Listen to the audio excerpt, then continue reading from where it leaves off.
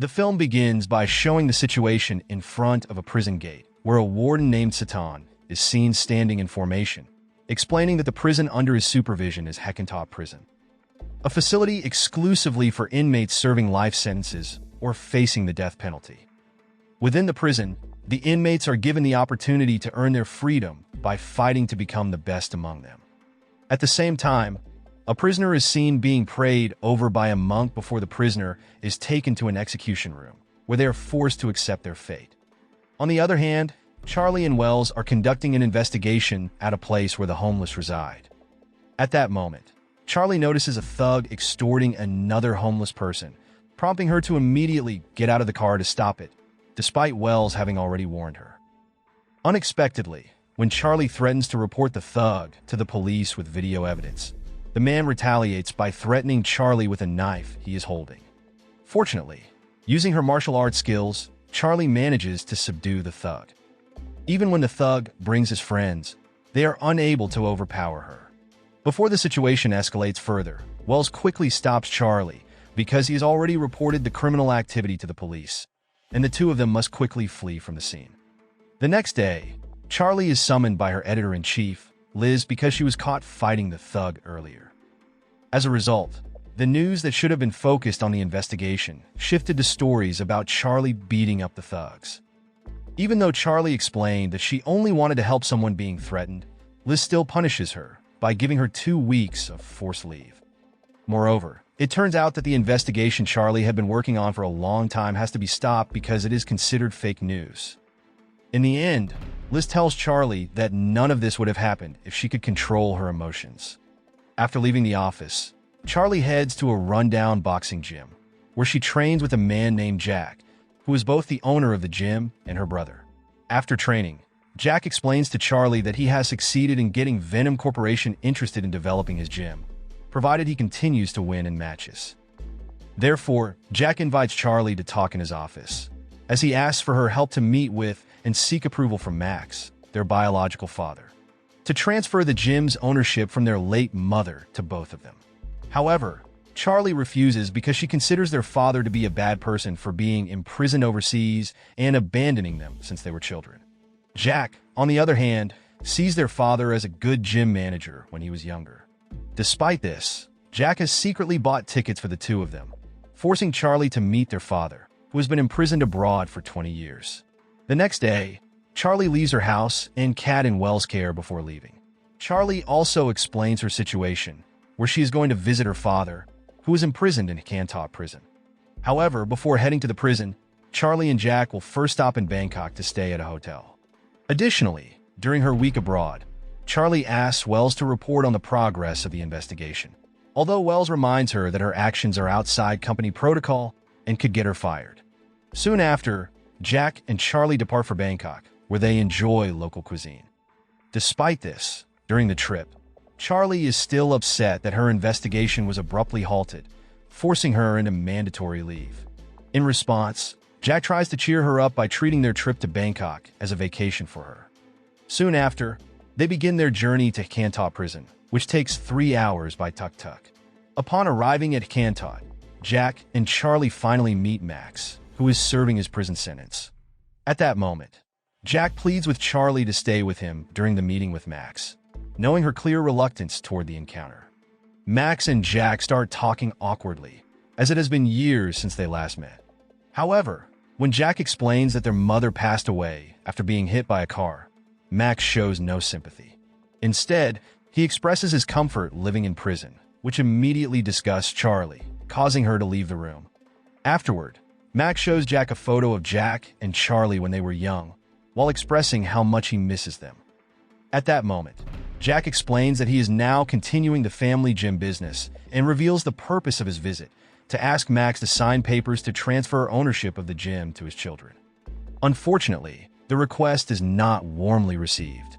Max becomes angry, feeling that Jack came to see him not out of longing, but with ulterior motives. Moreover, Max believes that his children do not deserve to inherit the gym, insisting they should work for it just as he did when Jack won his matches in the ring. With that, Max decides to leave abruptly, leaving Jack still shocked by his father's words. Outside the prison, Charlie finds Jack, who regrets meeting their father. Feeling sympathy for him, Charlie suggests they return to Bangkok to have fun and forget their sadness.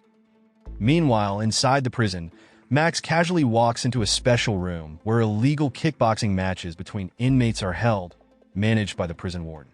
At that moment, a fierce match between two female fighters is underway, with the fighter trained by Max struggling and being pushed back by her opponent. During a break, Max advises the fighter to attack her opponent using her knees.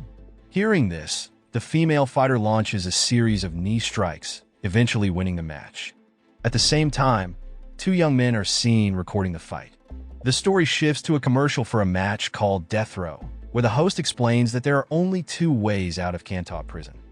The first is in a coffin, and the second is by winning a match in the ring, which is the only way for an inmate to leave alive.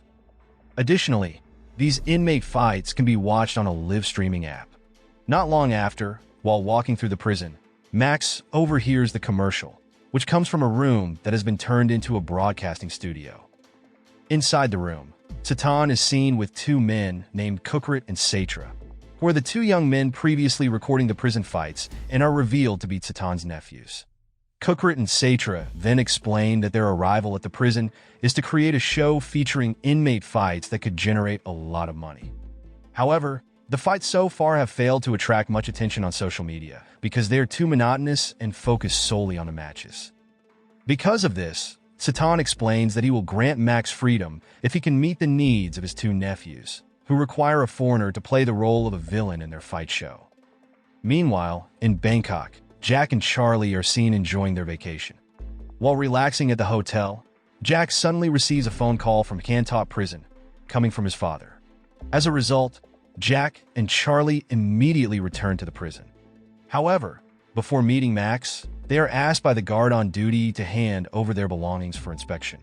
Unexpectedly, the prison guard finds illegal drugs in their bags after the inspection, leading to Charlie and Jack being immediately ambushed without being given the chance to explain the misunderstanding. At that moment, they try to resist, but to no avail. Not long after, Max is awakened by Satan, who is concerned that the foreign fighters brought in are Max's own children, which could risk exposing their illegal fighting operation. However, Satan's two nephews are intrigued, especially after learning the fact that the foreigners Max brought in are his own children. The following day, Charlie and Jack are placed in the same cell, which makes Charlie even more convinced that Max is the mastermind behind everything, although Jack still refuses to believe it. Jack and Charlie are then visited by Satan, who explains that they have been detained for being caught with drugs, in addition to being found guilty of resisting the guards.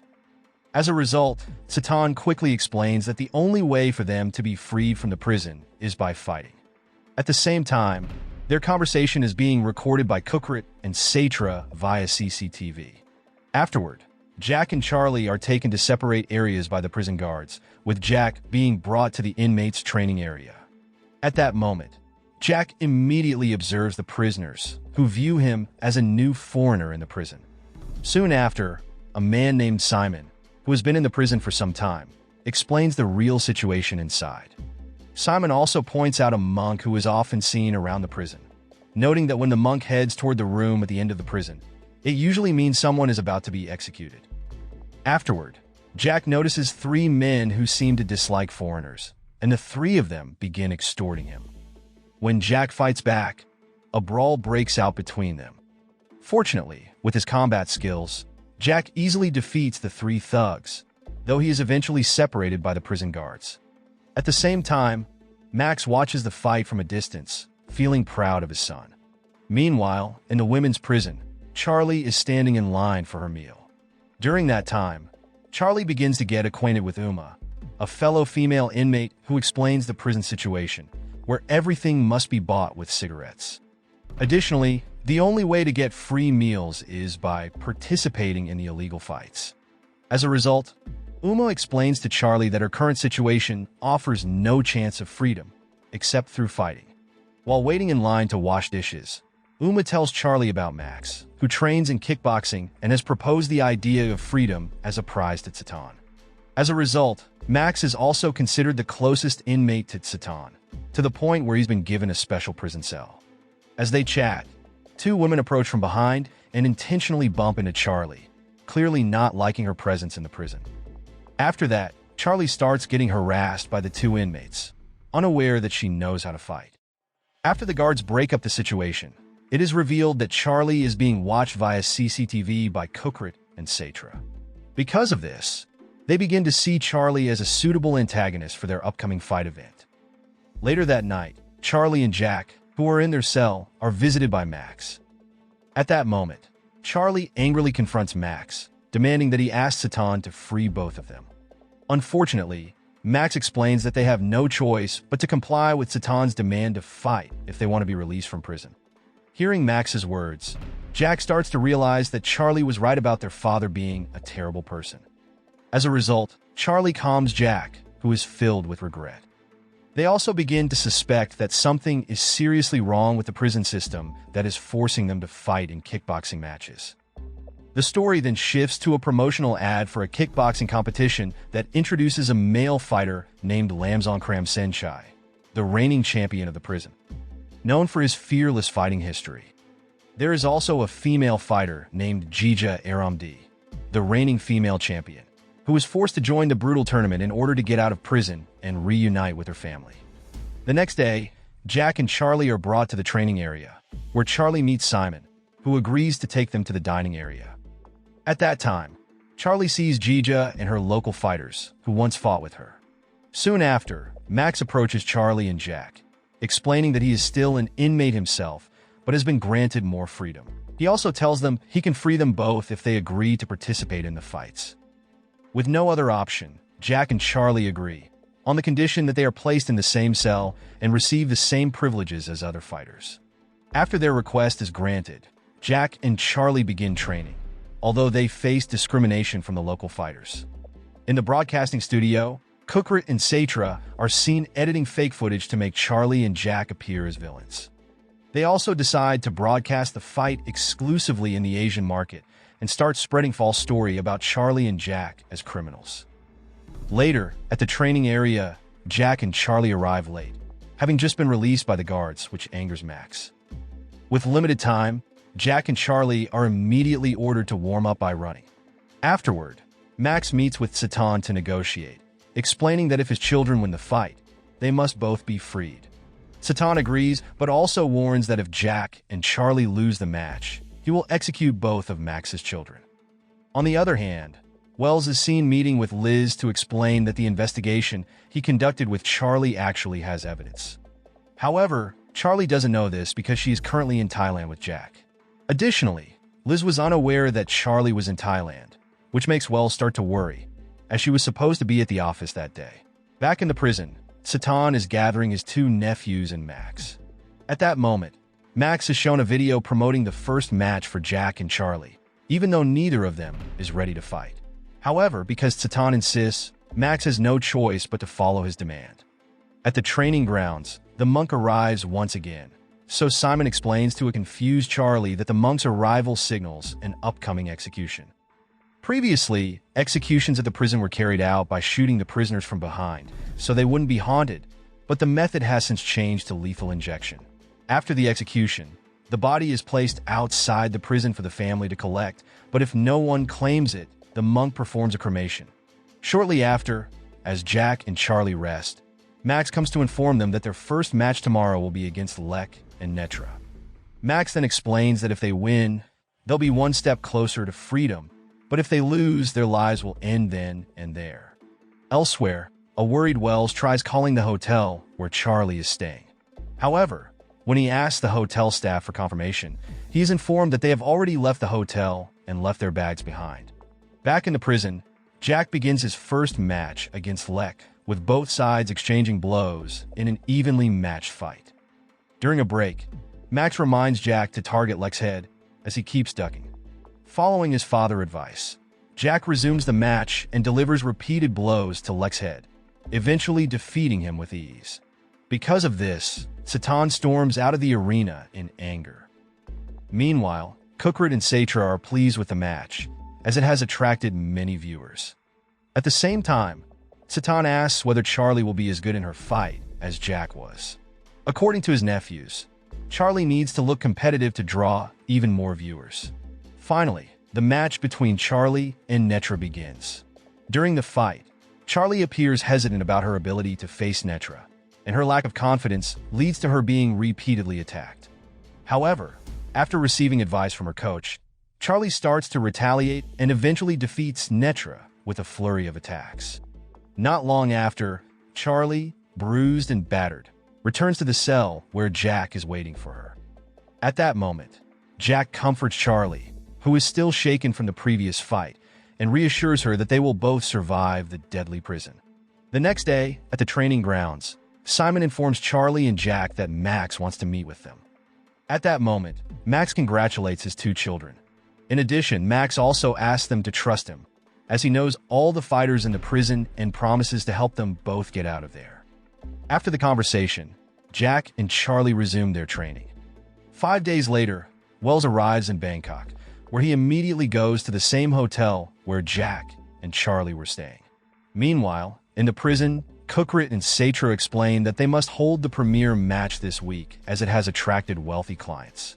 Because of this, Satan explains that it needs to be done quickly so that Charlie and Jack can return home, reducing the risk of public exposure. Back at the training grounds, Uma explains to Charlie, who keeps watching Max enthusiastically train Jack, that she has never seen Max so excited about training someone in prison. Outside the prison, Wells is trying to enter, but he is stopped at the gate by the guards. Before leaving, Wells spots the prison monk walking outside and asks about the whereabouts of Jack and Charlie. The monk explains that Jack and Charlie are in prison for drug possession. He then adds that he is merely responsible for reading prayers and taking care of the inmates who are to be executed in the prison. Shortly afterward, Satan immediately orders that no visitors be allowed for the inmates after learning from one of the prison guards about Wells' visit.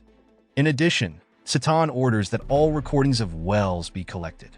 Meanwhile, Charlie and Jack, who are resting in their cell, appear anxious about their upcoming final match. At the same time, Satan is seen meeting with Max to inform him that he will cancel his promise to free Charlie and Jack because their presence has raised suspicion from outsiders. As a result, Max becomes furious upon hearing this, realizing that Charlie and Jack will not survive. Simultaneously, Cookrit and Satra enter the room and explain that the viewership money has exceeded $300,000. This prompts Max to convince Satan that he can have the money if he allows Charlie and Jack to continue fighting, which Satan agrees to, allowing the match to proceed. Shortly afterward, in the broadcast room, Cookrit and Satra celebrate the success of building a fighting event that is trending on the internet. At the same time, in front of the ring, Charlie enters the arena, facing a larger audience than before. The final match between the female fighters begins, with Charlie and Jija exchanging punches in a balanced fight until the first round ends. During the break, Max approaches Charlie and gives her encouragement to continue into the second round. As Max watches the match, Satan, sitting beside him, says that once this match is over, he will be free, but not his two children. Sure enough, after the second round ends, even though the bell rings for a break, Satan orders the match to continue. As a result, an unprepared Charlie is relentlessly attacked by Jija and eventually falls. Meanwhile, in Bangkok, Wells tells Liz that the reports about Charlie and Jack disappearing are true. However, Liz cannot act without concrete evidence. Because of this, Wells suggests that Liz broadcast a report in front of Kanta prison about Charlie and Jack being missing, hoping it will go viral on social media. Later, while eating, Wells overhears an advertisement for a fight mentioning the names of Charlie and Jack from someone at a nearby table. Back in the prison, Jack, who is preparing to fight against Lamb, is visited by Max. At that moment, Jack expresses his disappointment with Max, realizing that his behavior is just as Charlie had warned. After their conversation, Jack heads to the ring for the first round of his brutal fight. During the break, Max advises Jack not to get caught by Lamb, allowing him to continue fighting. In the second round, Jack follows Max's advice. Despite initially gaining the upper hand, Jack is eventually attacked by Lamb, who chases him down, leading to his defeat, just like Charlie. As a result, the battered Jack is returned to his cell, where Charlie is already waiting for him. The next day, Charlie and Jack are set to face their execution, while outside the prison. Wells is reporting about the two of them being illegally detained and forced to fight in an illegal event held within the prison. As a result, the police begin to act and immediately arrest the warden, Satan. Elsewhere, the bodies taken to the cremation site turn out to be Charlie and Jack, who are still alive. It is revealed that they were brought to a prayer room, where they meet Wells, who successfully freed them with the help of the monk, who had also been asked by Max on the night of the match. The monk then hands over a letter from Max, which contains a statement transferring ownership of his gym to his children. The film ends. Moral lesson from the story: if you're ever forced into a prison death match, just remember, it's always good to warm up first because you can't fight for your freedom on an empty stomach. Also, maybe don't leave your bags unattended in Bangkok. You never know when someone might accidentally pack drugs for you.